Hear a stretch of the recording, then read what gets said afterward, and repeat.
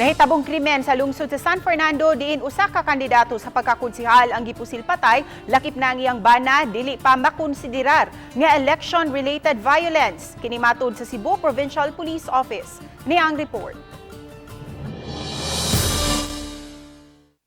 Kini ang giklaro ni Police Colonel Engelbert Soriano, Cebu Provincial Police Office Director, diin gisubay pa ang tanang anggulo sa krimen. Sumali Soriano nga bisan og mamahimong makarekomendar ang PNP sa pagpaubo sa usa ka dapit sa election hotspot ngadto sa Comelec apan dili nila irekomendar ang sa lungsod sa San Fernando. Huwato nila ang resulta sa investigasyon sa kaso. The PNP, for that matter, can only recommend.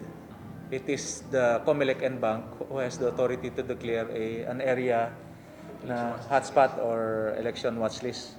I don't see this as election related, pero it can change of course in the coming days depende sa maging turnout ng events.